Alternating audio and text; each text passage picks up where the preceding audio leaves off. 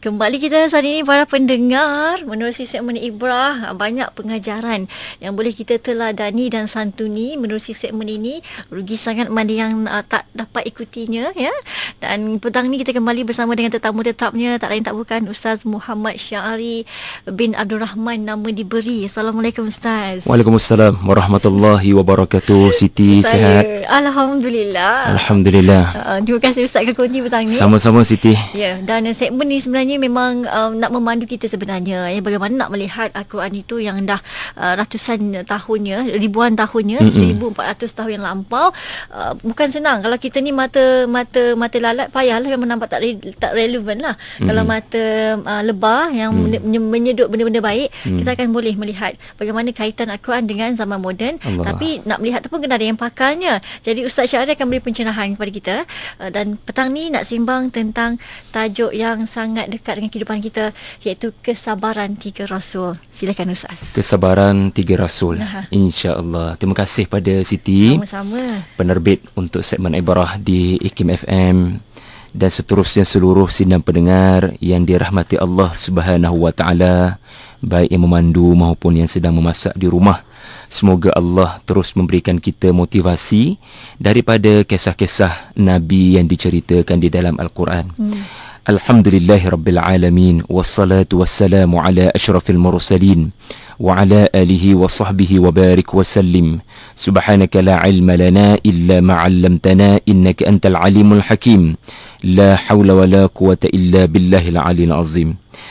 Bila bercakap tentang topik kesabaran 3 Rasul, sebelum saya mengumumkan apakah nama 3 Rasul yang akan kita sapu bersih ataupun kita sebut dengan ringkas dalam segmen Ibrah kali ini, saya nak memulakan dengan satu kata-kata yang akan memberitahu kita manusia yang bersabar ini pun ada 2 bahagian, ada 2 jenis, Siti. Ada orang yang sabar, tapi sabarnya sabar yang bersifat pasrah. Ada orang yang sabarnya bersifat sabar yang redha. Bagi saya secara peribadi, Siti, dia adalah 2 perkataan yang mempunyai perbezaan. Kalau Siti rasa berbeza perkataan pasrah, saya pasrah. Satu lagi, saya redha. Agak-agaknya apa bezanya, Siti? Kalau pasrah tu macam mengeluh putus asa. Kalau redha tu memang dia tenang, dan dia yakin setiap tu ada ganjaran. Yes. Benar, Siti. Betul. Itulah yang kita mahu bezakan. Ada orang dia sabar dalam menghadapi musibah, dalam apa jua ujian yang datang padanya, tetapi sabarnya sabar yang bersifat sabar pasrah. Saya namakan sabar pasrah. Dan satu lagi orang ditimpakan juga musibah yang sama, tetapi sabarnya saya namakan sabar redha. Ada 3 perkataan bagi membezakan sabar pasrah, sabar redha. 3 perkataan sabar pasrah ni, Siti, biasanya orang yang sabar pasrah ni 3 perkataan je dalam fikiran dia. Saya tak ada pilihan.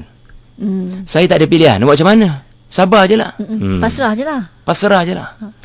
Dia suatu keterpaksaan dan tidak ada di dalam hatinya kemampuan untuk menerima situasi itu. Yang ada dalam hatinya mungkin pemberontakan, tapi tidak dilepaskan dalam bentuk balas dendam dan seumpama dengannya. Tapi redha ni pula, sabar redha ini ada 3 perkataan yang dipegang oleh orang-orang yang mampu bersabar dengan sabar yang redha. Ya, kita baca maksurat pun ada perkataan radina billahi rabba. Sabar redha inilah pilihan kita, tuan-puan sekalian. 3 perkataan apa? Pasti ada hikmah. Pasti ada hikmah. Ini dalam fikiran orang-orang yang redha atas apa yang berlaku. Sidang pendengar yang dirahmati Allah, cerita para Nabi adalah cerita orang-orang yang sabar redha. Ada 25 Nabi, 25 Rasul yang telah kita kupas, ada yang tidak kita kupas lagi, yang telah dinyatakan ceritanya di dalam Al-Quran. Cerita Nabi-Nabi ni macam-macam style, Siti. Macam-macam. Ada Nabi yang digambarkan dia berdakwah. Ada Nabi yang digambarkan dia sebagai seorang raja. Ada Nabi yang digambarkan dia sebagai seorang menteri. Ada Nabi digambarkan sebagai seorang yang sakit. Ada Nabi, macam-macam gambaran Allah Ta'ala beri. Maknanya 25 Nabi ni bukan 25 Nabi yang ceritanya sama je. Itu pasti membosankan. Tetapi 25 Nabi ni for sure 25 cerita yang berbeza, tetapi kesimpulan dia sama je Siti. Kesimpulannya sama sahaja, iaitu ia cerita tentang manusia yang sabar. Kita yang hari ini sedang bersabar dengan pelbagai ujian yang mungkin datang kepada kita. Kita ada motivator sebenarnya di dalam Al-Quran. Jangan kita rabun dekat baca Quran. Rabun dekat ni baca, tapi macam spek mata tu penuh berabuk. Tak nampak sebenarnya Al-Quran tu sendiri motivator untuk kita. Sebab itu Allah Subhanahu Wa Taala bila cerita pasal Nabi-Nabi banyak di dalam Quran, dan itulah segmen ibrah diwujudkan, mesti Allah simpulkan dengan perkataan sabar. Contoh, apabila Allah bercerita tentang ramai Nabi-Nabi yang hebat di dalam surah Hud. Surah Hud yang dikatakan surah yang telah menyebabkan Nabi beruban, Siti. Nabi jadi beruban, keluar rambut putih. Sebab Nabi begitu menjiwai situasi Nabi-Nabi dalam surah Hud. Di akhir surah Hud itu Allah kata, tilka min anba'il ghaib nuhihi ilaik. Dan di hujungnya, fasbir li hukmi rabbik. Sabar. Maknanya kalau kamu tak nak baca cerita Nabi ni pun tak apa, tapi poinnya adalah, ibrahnya adalah bersabarlah. Bersabar. Dan ketika Allah cerita tentang bukan setakat Nabi-Nabi, tapi Nabi-Nabi yang paling hebat dan dahsyat ujiannya, Nabi-Nabi disebut dengan gelaran Ulil Azmi. Siti pernah dengar kan perkataan Ulil Azmi kan? Benar. Maknanya Nabi yang paling hebat ujiannya. Nabi Nuh, Nabi Musa, Nabi Ibrahim, Nabi Isa, wa Rasulullah sallallahu alaihi wasallam. Ketika Allah nak membuat conclusion, conclusion ni penting bila belajar sejarah ni. Kita tak nak baca fakta tu tak apa, tapi conclusion tu yang penting. Ibrah ni adalah pada conclusion. Maka conclusion itulah Allah kata, fasbir kama sabara ulul azmi minar rusul. Bersabarlah. Sebab hari ini kita berada di tahun 2015. Macam-macam cabaran, sama ada cabaran cuacanya, Siti kan? Sehinggalah kepada cabaran ekonominya, sehinggalah kepada cabaran rumah tangganya, cabaran sebagai seorang remaja. Tetapi ingat tuan-tuan, seolah-olah Allah Ta'ala nak beritahu kita, apabila sepertiga Al-Quran ini adalah cerita Nabi-Nabi, sebenarnya Allah nak beritahu banyak orang ada masalah bersabar. Ada orang ada masalah tak dia bertenang, cepat melenting dan panas baran. Maka tuan-tuan, Allah Subhanahu Wa Taala menjadikan cerita Nabi-Nabi ini sebagai cerita motivasi untuk kita memilih sabar redha. Ada 3 Nabi yang saya akan berkongsi dengan tuan-puan dengan ringkas, sebab dalam Quran pun tak ada cerita dia orang. Sebagaimana pernah kita sebut pada minggu yang lepas, mereka ini 3 Nabi ni, iaitu Nabi Zulkifli, Nabi Al-Yasa' dan Nabi Idris. Kalau ikut turutan tu Nabi Idris dulu, sebab dia adalah keturunan yang hampir dekat dengan Nabi Adam. Kemudian Nabi Zulkifli, dan ketiga Nabi Al-Yasa'. Bukan Nabi Ilyas, Siti. Nabi Al-Yasa'. Kalau tanya anak-anak kita pun, kenal ke Nabi Al-Yasa' ni kan? Kenal ke Nabi Zulkifli? Kalau tanya Nabi Ibrahim, saya rasa anak-anak kita mungkin boleh cerita kot. Duk biasa sambut raya haji, tak kenal Nabi Ibrahim kan? Kalau tanya Nabi Isa pun saya rasa kita kenal. Tapi kalau kita tanya, hang kenal tak Nabi Zulkifli? Rasanya mungkin ramai tak ada cerita. Sebab tak berapa tahu ceritanya. Dan menariknya, Quran pun, dan tidak ada hadis-hadis yang sahih yang boleh diterima yang memperincikan tentang Nabi-Nabi ini. So dia sangat misteri, Siti. Dia sangat misteri. Dan kita pula jangan jadi macam orang yang rasa macam tak boleh jadi ni. Kenapa Quran tak sebut detail cerita-cerita dia orang ni? Maka kita pun gairah nak cari detail cerita tu, sampai kita dah tak tapis dah sumber cerita tu daripada mana. Tepi jalan ke, kedai kopi ke, atau kita ambil daripada sumber yang betul, iaitu hadis-hadis Nabi atau Al-Quran sendiri. Maka ada hikmah sebenarnya Allah Subhanahu Wa Taala mendiamkan cerita Nabi Idris, mendiamkan cerita Nabi Zulkifli, dan mendiamkan cerita Nabi Ilyasa. Tetapi yang hebatnya, sekurang-kurangnya Allah sebut nama mereka di dalam Quran. Sedangkan cerita mereka ni dah berlangsung 2000 tahun lepas, Siti. Saya ni kadang-kadang bila muhasabah, Siti, kalaulah saya mati nanti, Rasanya masa kita mati itu, ya Allah, berapa soft orang solat jenazah kita. Berapa banyak buku tulis pasal kita. Dan sampai ke keturunan mana anak cucu cicit boleh ingat nama kita. Saya sendiri pun boleh ingat datuk saya je sekarang, ya, Syahri bin Abdul Rahman bin Yusuf bin apa, lepas tu minta maaf, saya dah tak berapa ingat. Dan sedangkan Nabi ni nama Zulkifli, nama Al-Yasa', nama Idris, sampai sekarang namanya disebutkan.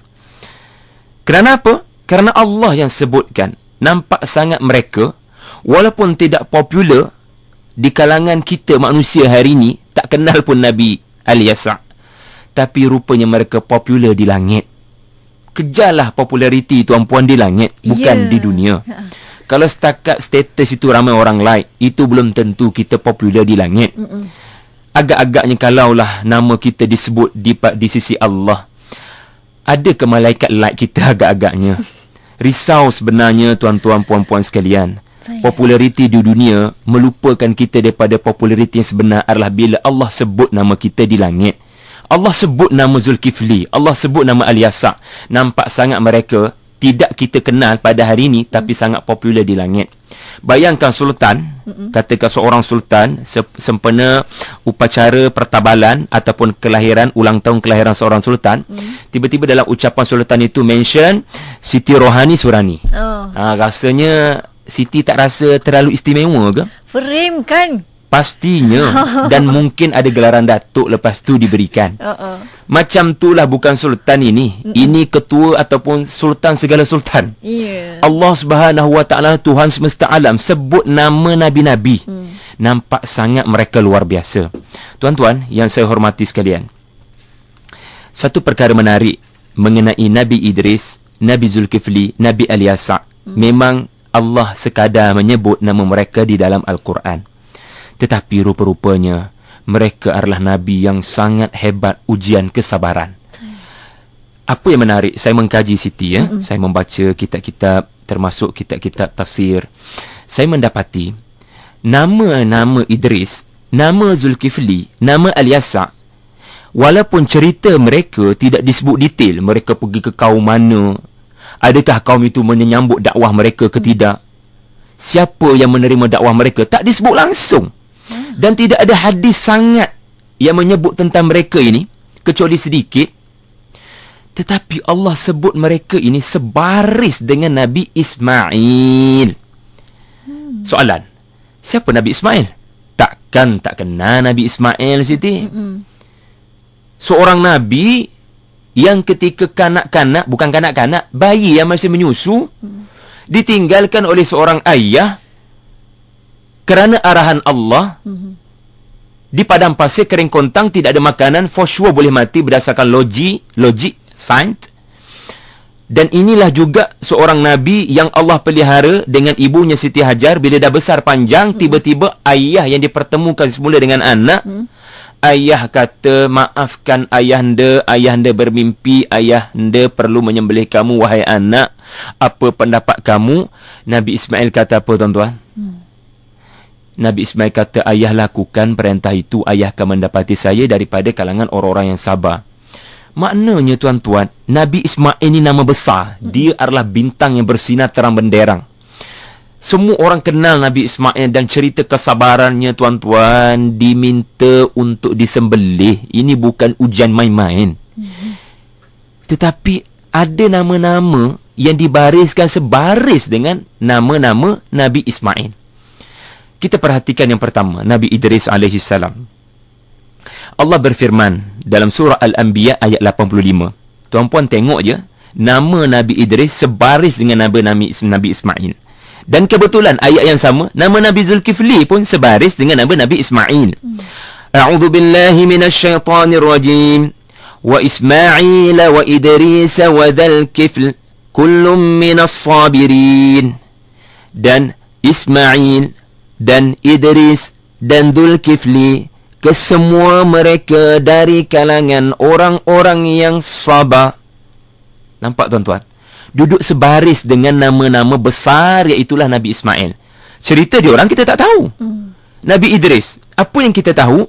Hadis yang sahih muttafaqun alaih mengatakan Nabi Idris ini adalah Nabi yang ditemui oleh Rasulullah dalam peristiwa Isra' Mi'raj di langit yang keempat. Artinya Nabi Idris, Allah Ta'ala berfirman ketika baginda menjadi Nabi, di akhir perjuangan baginda, wa rafa'nahu makanan 'aliyya. Nabi Idris telah diangkat naik ke langit kerana Allah memuliakan baginda. Wa Ismail wa Idris.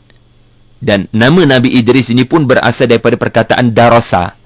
Al-Imam Al-Qurtubi kata, Nabi Idris ini Nabi yang sangat kuat belajar. Dialah Nabi yang pertama menggunakan pen, Siti. Dialah Nabi yang pertama menulis. Dialah Nabi yang pertama mengajar ilmu astronomi, ilmu bintang. Artinya Nabi yang sangat intellectual. Tapi itu jelah cerita dia yang ulama' kata. Mari kita lihat pula Nabi Zulkifli. Nabi Zulkifli pun ayat tadi juga. Nabi Ilyasa kat mana pula? Ini tuan-puan kena belik surah Sad ayat 48.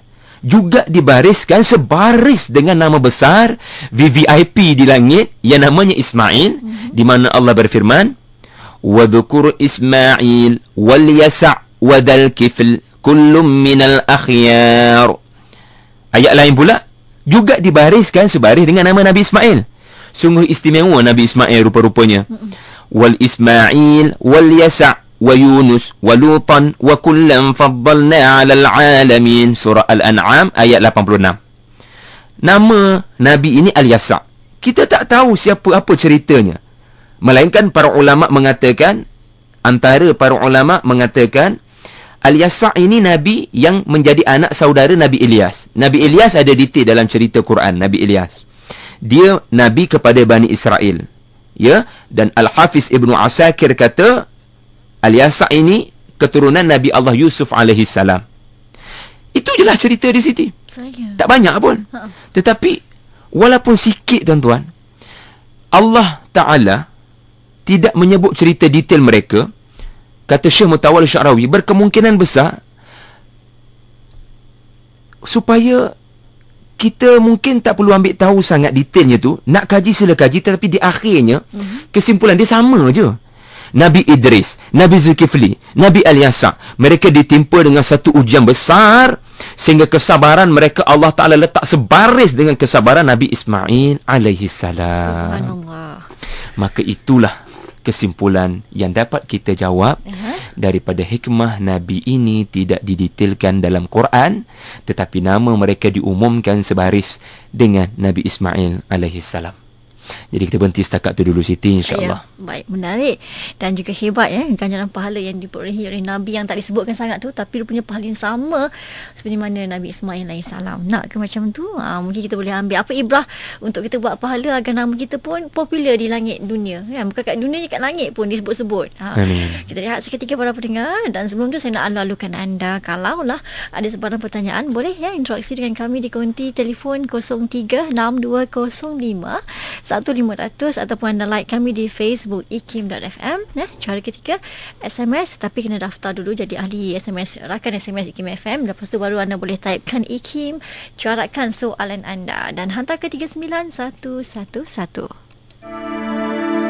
Mari kita saat ini para pendengar segmen Ibrah berkongsi tentang tajuk yang sangat penting dan juga banyak ibrah yang hebat dapat kita ambil dengan tajuk kita kesabaran tiga Rasul. Baik Ustaz, kalau kita lihat kalau kita lihat sekarang ni hal-hal isu semasa yang keluar di berita di media ada pelajar yang kena kelar isu di Facebook macam-macam perkara. Jadi macam mana ni sebagai ibu bapa yang hidup pada zaman hari ini yang cabarannya ya Allah bukan kepalang beratnya. Macam mana nak didik anak-anak agar boleh sabar dengan ujian semasa yang sangat mencabar pada hari ini? Bila Siti tanya mengenai ibu dan ayah, memang cabaran sebab hari ini ibu ayah ramai bekerja. Masa tak banyak dengan anak-anak. Di sekolah pun mungkin kita pun mengharapkan, tapi belum tentu pengharapan kita ditunaikan supaya anak mendapat pendidikan. Apapun untuk mendidik dan memupuk kesabaran pada anak-anak, ia mestilah peranan ayah seperti saya dan ibu. Kalau kita tak banyak masa dengan anak, sedikit masa itu pun kita gunakanlah dengan sangat berkualiti. Apa yang perlu kita buat? Tuan-tuan, saya sangat berpegang pada satu prinsip. If you want to change the action, you need to change the motive. Kalau kita nak ubah perangai, contoh perangai adalah cepat melenting, cepat dendam, cepat baran, cepat pemarah, dan Rasulullah SAW pun pernah bersabda, di akhir zaman nanti apa yang kamu akan lihat adalah anak-anak kecil yang cepat marah. Ini yang akan kamu lihat di akhir zaman. Maka kita nak ubah perangai anak-anak yang suka tengking, yang suka screaming, menjerit, bukan mudah. Tetapi ia memerlukan sedikit masa, di mana ketika masa itu ada, kita dengan anak-anak tukar kepercayaan dia, betulkan sistem kepercayaan dia kepada cara dia melihat kehidupan. Dia tak cukup sekadar kita kata tak elok marah ni, syaitan suka orang marah, syaitan suka masuk dalam darah orang-orang yang suka marah. Dia tak cukup setakat itu pada pandangan saya. Dia kena ada sedikit masa, 5 minit pun tak apa, lagi bagus beberapa jam kalau kita ada masa. Kita cerita pada anak-anak sesuatu yang akan membetulkan cara dia memandang kehidupan, yang membetulkan cara dia memandang orang-orang yang buat sesuatu yang dia kurang senang. Dan antara yang bagusnya adalah kita membawa cerita-cerita para Nabi. Sebab cerita para Nabi adalah sebenarnya cerita manusia yang berdepan dengan sesuatu yang tak menyenangkan. Tetapi mereka tidak pasrah. Mereka tak kata nak macam mana, aku ni kan Nabi, teruskan je lah perjuangan. Tak. Mereka kata, in ajriya illa ala Allah wa ma alaina illa al-balaghul mubin. Kamu nak tolak, kamu tolaklah, itu pilihan kamu dah buat. Tapi aku dapat pahala atas apa yang aku buat, dan aku rasa seronok kerana aku terus mendapat pahala yang lebih banyak daripada Allah Ta'ala. Itu redha, itu bukan pasrah. Jadi sebagai contoh tuan-tuan, menarik saya bagi additional information sikit. Nabi Ismail, bila ayah tanya penangan dia, nak, Ananda, kalau ayah tengok kamu dalam mimpi ayah sembelih kamu, itu tandanya ayah diperintahkan Allah untuk sembelih kamu. Pandangan kamu bagaimana, wahai Ismail? Bagaimana pandangan kamu? Tuan-tuan, inilah satu-satunya perkataan Nabi Ismail dalam Al-Quran. Nabi Ismail ni banyak cerita dia, tetapi satu-satunya perkataan yang keluar daripada mulut Nabi Ismail yang dirakamkan Allah, inilah dia satu-satunya perkataannya. Dia kata apa? Ya abati if'al ma tu'mar satajiduni insyaallah minas sabirin.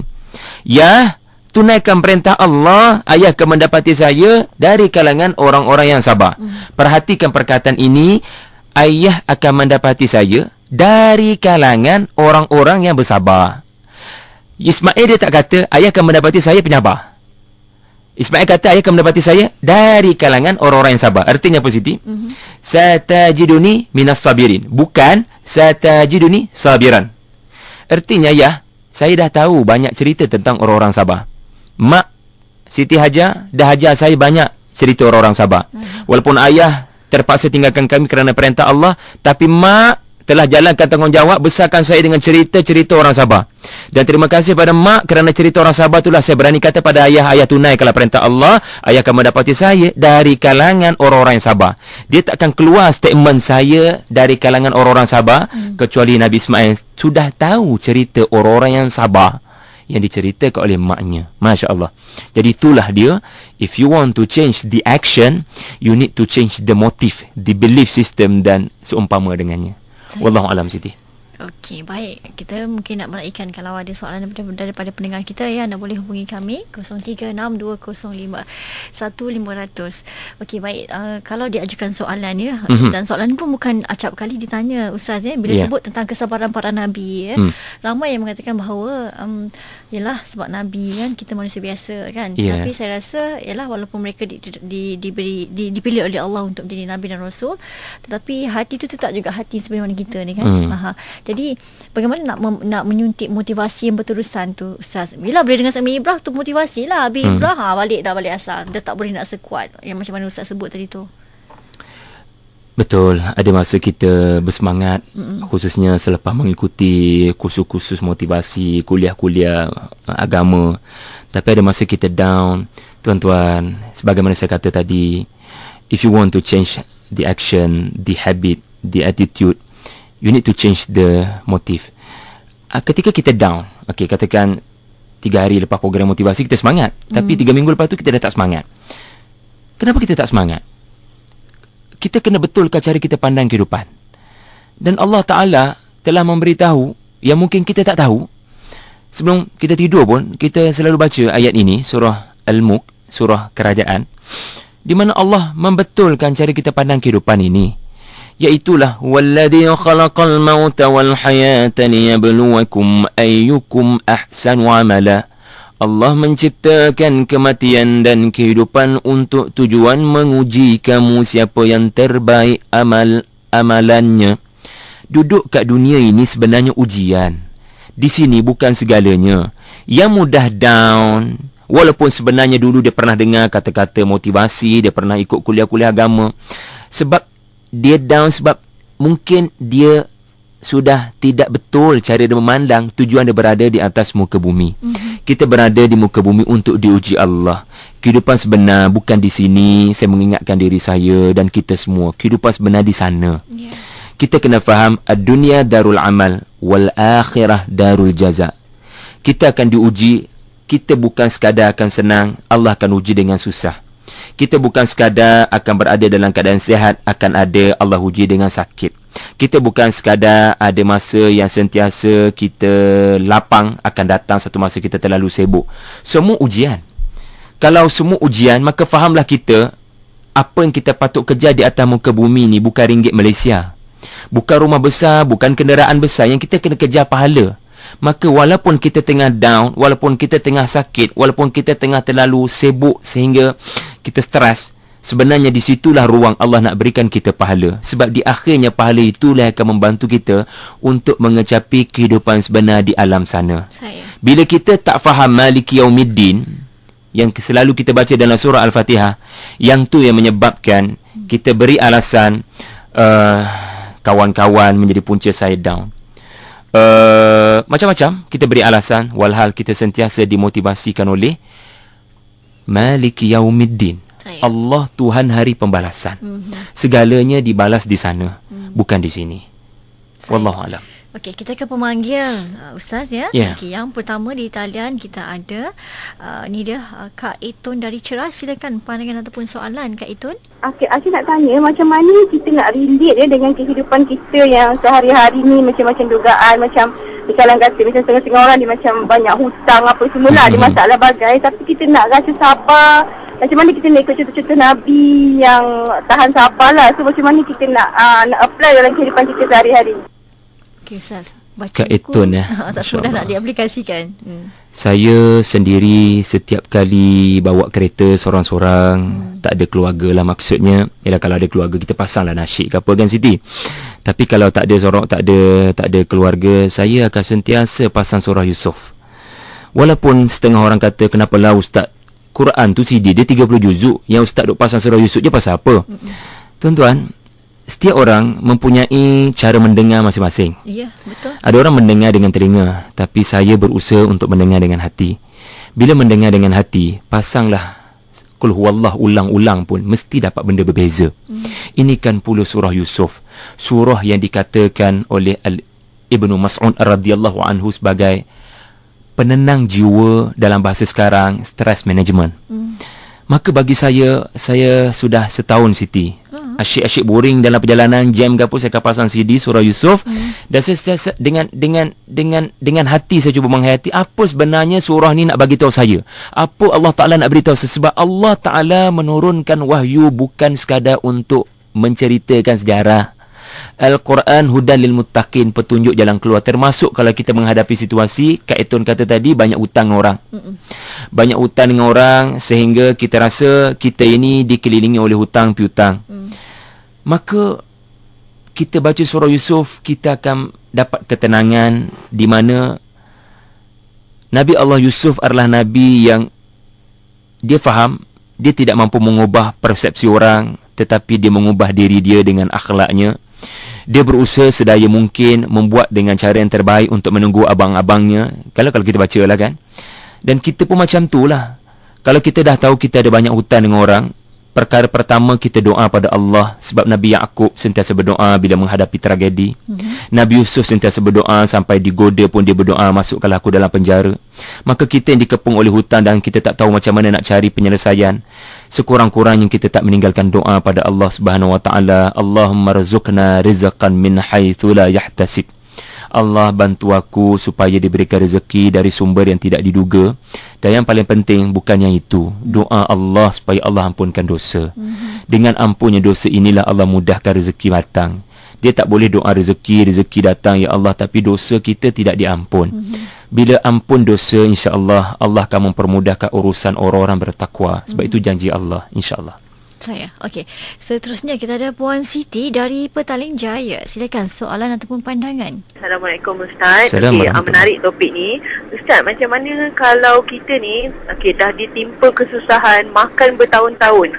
So bukan kata saya mengeluh ataupun tak sabar, tapi saya rasa macam serba tak kena, sampai saya rasa macam redha yang macam redha, tapi macam adakah yang sebab saya pernah baca kalau timpa kesusahan tu yang dah lebih 5 tahun tu, maknanya ada something yang kita kena buat. Lepas tu Ustaz, lagi satu boleh tak terangkan kenapa certain orang ni bila dia redha ke ataupun dia jadi lagi malas? Okey, itu saja. Terima kasih. Masya Allah, subhanallah. Diuji dengan mungkin satu penyakit yang sampai mencecah lebih daripada 5 tahun. Bagaimana cara kita untuk bersikap dan reaksi kita kepada situasi ini? Adakah kita sedang disayangi Allah atau sebenarnya apa tandanya ini semua? Saya berpandangan ialah yang meluahkan masalah ini lebih beratlah menghadapi situasi ini. Namun di sinilah peranan kita dan rakan-rakan kita sebagai tempat kita meluahkan isi hati. Saya yakin apabila kita mempunyai sahabat-sahabat tempat kita meluahkan perasaan, maka sedikit stres itu akan dapat diminimumkan. Ada kadang-kadang seseorang yang berpenyakit tetapi kerana tidak ada kawan-kawan yang baik ataupun tidak ada pasangan hidup yang memahami, maka penyakit itu tidak dapat di-reducekan. Kerana dia seorang saja pendam penyakit itu, dia seorang saja duk luah pada diri dia. Maka saya rasa kemungkinan antara punca-punca yang menyebabkan kita duk anggap kita sudah tidak ada peluang untuk hidup yang baik, kerana rupa-rupanya kita tidak ada rakan yang saleh ataupun al-jarus saleh, jiran yang baik, rakan yang baik. Sedangkan inilah yang disebut oleh Rasulullah sallallahu alaihi wasallam, keperluan kita ada teman yang soleh, yang sekurang-kurangnya menjadi pendengar yang baik. Saya sebut ni sebab situasi wanita, macam puan yang bertanya tadi, orang perempuan menurut kajian mereka biasanya bila ada masalah dia tak macam lelaki. Lelaki dia suka selesai masalah dengan keegoan dia suka sorang-sorang dia. Men always go to the cave and woman always talk. So bila kita perempuan, kita kadang-kadang kena tanya, kenapa orang perempuan ni kadang-kadang stresnya itu tak dapat naik di atas? Sebab kadang-kadang dia tak ada tempat dia nak luahkan. So kena tanya, ada tak kawan baik yang boleh memahami situasi kita? Dan sebenarnya dah sepatutnya biarlah kita ada pasangan kita sendiri. Cumanya nasihat saya pada diri sendiri, jangan kita jadi sekelompok manusia yang suka luah semua perkara di Facebook ataupun di laman sosial, sehingga ia seolah-olah nak menyatakan bahawasanya Allah bukan lagi tempat terbaik untuk diluahkan perasaan. Sebenarnya apa guna kita sebut nama Allah As-Sami' kalau Allah tidak mendengar? Yakinlah pada Allah yang maha mendengar, cuma Allah maha bijaksana. Dia mendengar, tapi belum lagi masa bagi Allah untuk memustajabkan doa kita yang sedang ditimpa penyakit. Yang penting jangan putus asa. Ya, tuan-puan yang menghadapi situasi ini, teruskan berdoa pada Allah.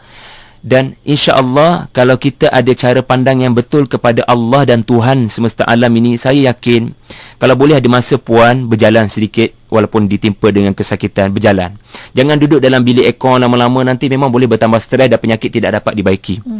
Yang kedua, banyakkan bertemu dengan kawan-kawan. Dan yang ketiga, banyakkan berdoa. Berdoa, bertemu kawan-kawan yang baik, luahkan, dan banyakkan bermusafir. Ini pandangan saya dalam konteks kita nak meminimumkan penyakit yang kita lalui. Okey, ke FB pula ya. Tadi di talian kita ke Facebook. Fadil Ghafur tanya. Okey, kita pernah dengar kan kalau baca sejarah Islam, kuis Kuis Al-Qarni katanya tu. Uwais Al-Qarni. Okey, Uwais Al-Qarni. Okey, Fadil Ghafur tertinggal pula A dia tu. Okey, Uwais Al-Qarni namanya disebut-sebut di langit. Jadi boleh tak Ustaz beri ibrah tentang kisah tu? Uwais Al-Qarni rahimahullah adalah sebahagian daripada wali-wali Allah, manusia-manusia, hamba-hamba soleh yang dimuliakan Allah Subhanahu wa taala. Orang-orang yang soleh memang nama-nama mereka begitu tinggi dan mulia di sisi Allah Subhanahu wa taala. Ya. Kita sebagai manusia yang menghadapi pelbagai situasi dan musibah, kalau mampu membaca cerita orang-orang soleh, kita baca. Tapi setengah orang membaca pun ada masalah. Tak ada masa pun nak baca, Siti. Baca newsfeed je kerja dia. Maka bagi saya, kepada kesemua kita yang mungkin mengatakan sibuk, pastikan sehari ada satu muka kita baca. Kerana, ialah manusia yang bukan Nabi, dia tidak maksum. Dia tidak terpelihara daripada dosa. Yang betul-betul dijamin Allah masuk syurga adalah minal anbiya was-siddiqin was-syuhada'i was-salihin. Yang disebut namanya Nabi-Nabi je. So ambillah cerita-cerita Nabi ini, kerana for sure mereka adalah contoh yang terbaik. Bukan setakat mereka ini confirm masuk syurga, tetapi Allah ceritakan mereka sebagai motivasi untuk kita. Cerita-cerita yang selain pada Nabi, kalau mampu baca-baca, so mudah-mudahan kita mendapat pedoman di situ. Seperti cerita Uwais Al-Qarni, insya-Allah. Okey, ke pemanggil seterusnya kita ada Puan Muhani dari Kelang. Silakan Puan. Tadi ada Siti tanya Ustaz berkenaan Assalamualaikum. Waalaikumsalam. Berkenaan dengan cabaran ibu bapa nak mengajar anak tentang sabar ni kan. Saya. Jadi memang ya, saya pun macam ni ya, tu anak saya pun macam nak ajar sabar dengan anak tu. Kadang-kadang kawan-kawan dia membuli dia dengan perkataan, bukan dengan fizikal.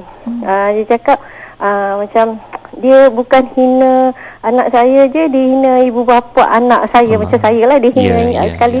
Jadi nak sabar sebagaimana tu, nak bagi tahu anak. Sebab ada 2-3 orang kawan yang sama pun ibu bapa dia orang beritahu juga, tak apa, sabarlah, nanti orang tu cakap macam tu kita dapat pahala.